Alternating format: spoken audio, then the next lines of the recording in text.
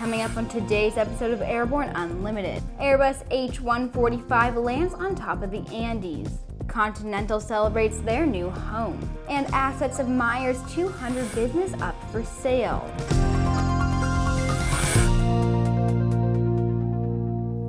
Happy Friday and welcome to the show.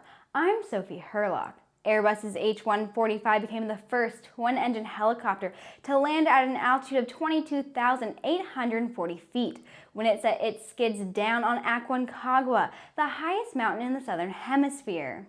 The conditions for this mission were extreme due to the atmosphere in the area and the winter season. The aircraft took off from Mendoza, Argentina, and flew for 30 minutes to the foot of Aconcagua. It only took the helicopter 15 minutes to ascend to its target destination, landing on the summit at about 1:45 p.m. local time. The crew on board the aircraft consisted of experimental test pilot Alexander Neuhaus and experimental flight test engineer Antoine Van Gent. Prior to the successful high-altitude test campaign, the new H145 performed several test campaigns, including in Spain at medium altitudes and in Finland for cold weather. In total, the helicopter has clocked more than 400 flight hours. This isn't the first mountain Airbus helicopters has mastered, though. Back on May 14th of 2005, a single-engine H125 landed on Mount Everest. We'll be right back with Around the Patch.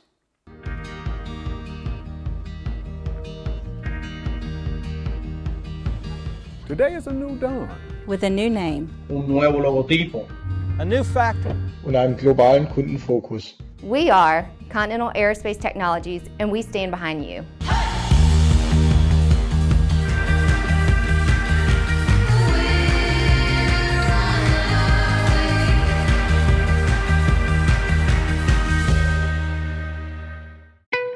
There's a difference between charting a steady course and pushing for the ceiling. And for nearly a century, Hartzell Propeller has been defining that difference. It's in our passion for engineering and research and our dedication to testing the limits of performance. We are built on honor. We are Hartzell Propeller.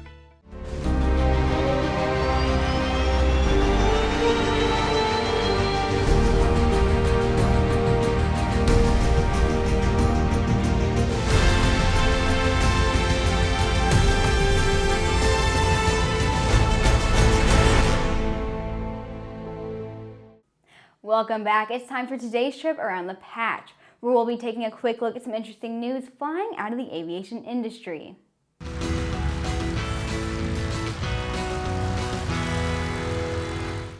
CloudAhoy released CFI Assistant for automatic scoring of pilot performance as part of CloudAhoy 6.0. The CFI Assistant leverages the automatic flight segmentation, which is part of the core CloudAhoy technology. It scores individual maneuvers as well as the entire flight. Sonaca Aircraft unveiled its new facilities located at the Namur Aerodrome in Belgium. The infrastructure includes an assembly hall, offices, as well as a showroom. The start of the activity on the Namur site has marked a decisive turning point in Sonaca 200 production and deliveries.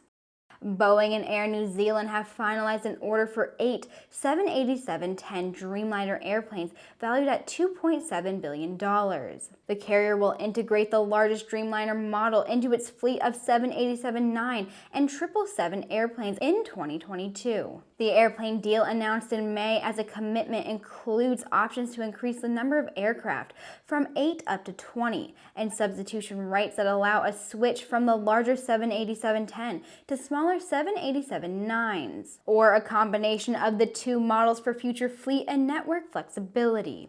The NTSB will hold a public board meeting on December 10th at 9:30 a.m. to determine the probable cause of a fatal accident in which a Fly-Nyon branded Airbus AS350B2 helicopter operated by Liberty Helicopters Incorporated crashed in the East River, New York on March 11th of 2018, killing all 5 passengers and injuring the pilot. The NTSB issued an urgent safety recommendation 8 days after the crash, calling on the FAA to prohibit commercial flights that use passenger harness systems that do not allow for rapid release with minimal difficulty. We'll be right back with the rest of the news. Sandia introduces the new SAI 340 Quattro TSO'd airspeed, attitude, altitude, and slip. with integral backup battery. Safety never looked so good. See it now at www.sandia.aero. There's never been a better time to become a pilot. At the Sling Pilot Academy, you can get your private, commercial, and instrument ratings in 9 months for less than $63,000 and do it in modern, fun airplanes. Your flight training is going to be as exciting as your future career as an airline pilot. slingpilotacademy.com.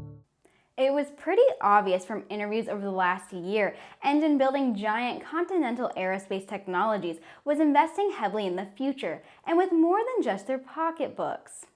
Most recently, Continental held a ceremonial ribbon cutting to publicly unveil their new state-of-the-art 275,000 square foot manufacturing facility. Continental announced a $75 million investment as part of the Blue Marlin, which includes a $45 million investment in new manufacturing equipment. The two-story facility in Mobile, Alabama will replace the current office and production facility that opened in Mobile over 50 years ago. The modern facility will focus on innovation, streamlining processes, safety, and collaboration across all teams. The weekend ceremony included local dignitaries and keynote speaker Eric Lindbergh, grandson of pioneering aviator Charles Lindbergh. In the coming year, the remaining business functions in all production areas will transition into the facility, combining a whopping 11 buildings over 44 acres into just one. The manufacturing facility will be fully operational next year.